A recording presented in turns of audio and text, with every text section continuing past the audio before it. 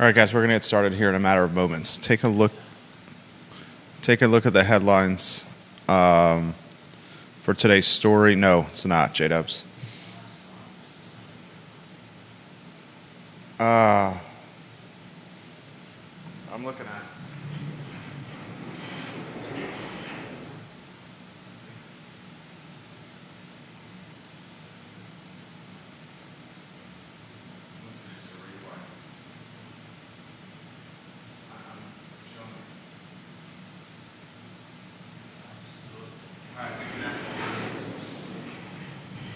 Viewers and listeners, do you see it on the stream on Twitter? Let us know if you see it on Twitter. I'm quite confident it's not. But if you can see the show on Twitter, let us know. That would be great. Dylan's Rule, can you catch us on Twitter? Actually, yeah, it looks connected. Dylan's Rule just like the show. So it looks connected. Thank you, Judah. If you can close those other browser tabs, that'd be great. We're going to talk about, how would you characterize, as we're getting the feed connected here, Judah, how would you characterize this Rivanna Trail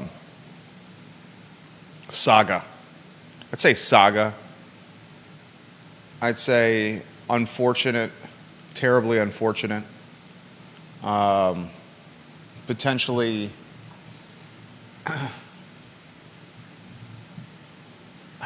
I would say we have a potential lawsuit on the horizon. We'll talk about this Rivanna Trail, an accused man who, from the beginning, claimed innocence, has now been exonerated. Yeah. Thanks to video evidence from Cosner Brothers, a security video camera at Cosner Brothers, that took a while to get into the hands of the Commonwealth's Attorney's Office. Almost 4 months, which is inexcusable, I think. Yeah, I'd say inexcusable is fair. We'll talk about that on today's program. We have some breaking news for you. Friend of the program, Dino Hacha. Dino Hacha. I spoke to him on the phone. Dino, we love you, man. He is the owner of Dino's Wood-Fired Pizza. He is the owner of 4 stalls in Dairy Market. Dino gave me a text and a phone call today and said, Jerry, we're excited to open Move Through, our second Move Through location inside Pro Renata Brewery in Crozet. We'll talk about that on today's show. That's awesome. And celebrate the success of one of my favorite small business owners. We appreciate Dino letting us know about this before the show started, and we can't wait to celebrate, my friend, your success on the program today. We work hard for you. The only thing we ask in return is if you like and share the show. Like and share the show. We have become the water cooler of localized content for a community we love quite a bit. Vanessa Parkhill, my friend, Queen of Earlysville, thank you for liking the show. We appreciate you, Vanessa Parkhill. Judah Wickhauer is the director and producer of this fine and fair talk show. The show will start in a matter of moments. J-Dubs, I see the group connected. I see my personal Facebook page. Hold on, I'm hitting refresh. It's there. You checked? All right, my personal Facebook page with 6,000, roughly 6,000, just under 6,300 followers. Philip Dow in Scottsville, thank you for liking the show. The I Love Seville group with over 4,200 members. The post just shared the show by Philip Dow in Scottsville. We appreciate you, Philip Dow. Thank you kindly for sharing the show. I see it on the I Love Seville Facebook page with 6,900 plus followers on this I Love Seville Facebook page. Are we connected on the I Love Seville Food Facebook page, J-Dubs? I will take a look at that, my friend. We are connected on LinkedIn. Thank you, John Blair, for liking the show on LinkedIn. I haven't checked the follower count on LinkedIn recently. I might do that right now. I Love Seville Food has 7,500 plus followers. It's live streaming there. My LinkedIn has 6,673 followers, an exact number by LinkedIn. Thank you very much, LinkedIn. So a little bit of breaking news on today's program. We'll also talk Legend Brewery selling its land. I mean, Legend Brewery is pretty much doing a fire sale right now. This is the oldest brewery in Richmond that is doing a fire sale, and evidently it's currently in talks to sell its recipes and other assets. Legend Brewery in Manchester is selling everything, or everything is on the chopping block. We'll talk about that. A brewery in its 31st year of business, most known for Legend Brown Ale. Let us know your thoughts on this Rivanna Trail case. We'll set the table for you on the program today. Judah, we can rock and roll when you're ready. Quiet on the set.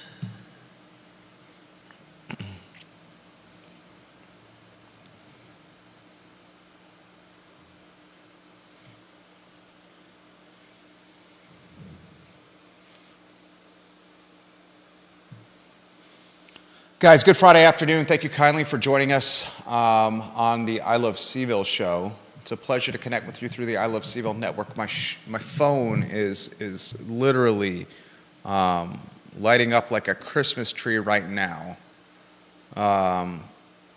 with information on the Rivanna Trail story we're going to cover on today's show. The Commonwealth's Attorney's Office has dropped the charges. A man has been exonerated, and now we ask, how do we get in this position? We'll talk about this story from every angle on today's program. I want to highlight Dino Hacha opening a second move-through ice cream at Pro Renata in Crozet. And I want to celebrate one of Charlottesville's best entrepreneurs and small business owners. In fact, Dino, we should get you on the program. Why don't I text him right now? Hey, we should get you on the show. Next week to talk about this. Are you up for that? He gave me a heads up, a phone call, and a text message about a new location opening in the Pro Renata Brewery, one of our favorite breweries in Crozet. Judah, Dino now has four stalls at Dairy Market. Go ahead and put the artwork. Oh, it's on screen right now. The soft opening is tomorrow from 12 to 9 p.m. at Pro Renata. He also has a Dino's Woodfire Pizza at Pro Renata. Nice. Yeah. He's got 4 stalls at Dairy Market, Judah. Mm-hmm. Two of the most, I'd say, the most recognizable stalls. When you walk into the main entrance of Dairy Market, you see Dino and you see Move Through. He's got Basta Pasta. He's got, of course, the wood-fired pizza and grill location, which has kind of got 2 stalls at the right angle, the Move Through. He utilizes the success he had at Dairy Market to now open points of sale at Pro Renata, just a fantastic brewery in Crozet. We'll talk about this breaking news on today's program on the I Love Seville show. Juan Sarmiento, I agree, it was quite shameful of the landlord. We're going to talk about that and how the man who was accused of groping a female runner on the Rivanna Trail went through so much pain and trouble, from housing to employer to press. We'll talk about that on today's show. I want to talk about Legend Brewery in Richmond. This is Richmond's oldest brewery. For the past 31 years, this Manchester-based brewery and restaurant has successfully sold beer, its most notable, the Legend Brown Ale. Currently, its land is for sale. And ownership and the executive team has said, we're willing to sell our assets and our recipes as well. They're going to capitalize on the development that's happening in the Manchester area and neighborhood. They have a primo piece of property, 1.3 acres at 321 West 7th Street, which they put for sale. They highlight the headwinds of craft beer in influencing this decision. So we'll unpack this on today's edition of the I Love CVille show. We have promised you the jurisdiction and neighborhood locally with the most upside. We will get to that topic on today's show as well. We promise it will happen today. We encourage you, the viewer and listener, to help shape the discussion. Ask questions. Let us know what's on your mind. This initial storyline, I think, is going to be one that has a lot of interest or a lot of opinion that we can relay live on the show. I wanted, Judah, if we could, highlight Charlottesville Business Brokers. Find Charlottesville Business Brokers online, charlottesvillebusinessbrokers.com. We love helping small and medium-sized businesses, locally owned businesses, either buy and sell their models. We recently helped broker the sale of Croby's restaurant in the Food Lion Shopping Center on Avon Extended. And we're very excited for the new restaurant that will open there in the very near future. We will wait for our client to make the announcement of what's to come, but I'm going to tell you it's something that's going to be absolutely dynamite and well received by Southside Charlottesville, that Mill Creek, Lake Renovia area, which has so many houses right around the corner from the Food Lion Shopping Center. Judah Wickhauer is the director and producer of this Fine and Fair talk show. If we can go to a two-shot, my friend. And I thought it worked extremely well yesterday. We set the stage.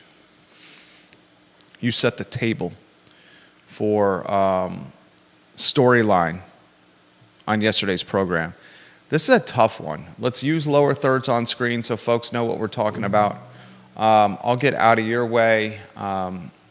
A Cosner Brothers security camera captured evidence that lingered on a shelf in the police department for months, Yep. almost 4, before making its way to the Commonwealth's Attorney's Office. I mean, the whole thing is a mess, and reading different people's versions of it, from Hawes Spencer in the Daily Progress to other reports on like WINA and other places. The whole thing just seems like a bit of a quagmire. The timing is nuts, and I think my biggest problem with this whole thing is that it sounds like, I mean, there was no lineup. I mean, the lineup was pictures sent to the police department from a local running group. Yeah, A local running group who utilized what they thought were detective skills to identify someone they thought was groping female runners on the Rivanna Trail. and when they sent her the photo, she said, that's the guy that did it. Of course, anybody I would think that anyone in police work, anyone in defending or prosecuting someone knows how faulty our memories can be. We've got a bias towards things that when somebody shows you a picture, it can change the way you think about things. And this sounds like there just wasn't enough due diligence done in this case, and sadly, the victim here is turning out to be McNamara. Not to downplay this woman getting groped on the trail, but I don't believe her life was upended as much as his was. The McNamara he's referencing is Patrick McNamara. I'm hesitant to even mention his name here because it continues his position in the news cycle, but it's important to say Patrick McNamara is innocent. He's been exonerated. Yeah. Here's pretty much what's happened. Judah set the table well. Female runner groped on the Rivanna Trail by unknown male. Mm-hmm. Running group in Charlottesville tries to do their best. Sherlock Holmes and Nancy Drew. They think they've identified the alleged groper. They find photos of the alleged groper. They show it to the female that was groped. She says, that's the guy, as Judah said, and that led to the arrest of Patrick McNamara. McNamara from day one claimed his innocence. He said, I don't own jackets. Literally said that. He does not own jackets. He certainly doesn't own a white puffy jacket, he said. Furthermore, he said he was on a video call, a conference video, a Zoom with, or a Teams or a Skype with co-workers at the time. Those co-workers justified that. I'm wondering if that was during one of the other alleged incidents, because the timetable on this whole the incident with the one woman that we're discussing is very odd. And maybe it's just confusion in the part of some of the reporting, but it's just very strange. And I'm not trying to say that anything is wrong here, but it just seems very odd. There's discussion about the Cosner Brothers body shop video evidence. It says here 3 videos show McNamara and the victim passing one another uneventfully about remember this, 3 minutes before the attack, whose time was pinpointed by the woman's text messages and her running app. It's noted that the GPS from McNamara's phone seized the day of his arrest, and key fob data from his apartment building on nearby River Road shows that McNamara was back at his dwelling at the time she was reportedly grabbed. So 3 minutes after a video shows him passing her, he's back in his apartment and on a video call. I mean, I know he's close, but that seems really, really tight. It could be what you said. And it could just be the reporting, or somebody has the sequence of events a little bit off. But then they note that the videos don't simply create reasonable doubt. They demonstrate without question what McNamara maintained all along, that he was innocent. And then they go on to point out that the victim alleged that her attacker was wearing a puffy white jacket, but the videos clearly show he was wearing a dark hooded sweatshirt, and they found no jackets in his apartment. And here's another strange part. Another man can be seen a few minutes later walking through the frame from the direction of the attack and wearing a puffy white jacket. The man in the jacket can be seen lingering in view of the cameras for about 15 minutes chatting with other people. This led to his landlord, Management Services Corporation, initiating eviction proceedings against him. Mm-hmm. A spokesman for MSC, as Hall Spencer has reported, named Stephen Colvin, emailed Hawes yesterday that those eviction proceedings will be dropped. Yeah. I believe his business also put him on suspension. I mean, a case of mistaken identity that is about as bad a case of mistaken identity that you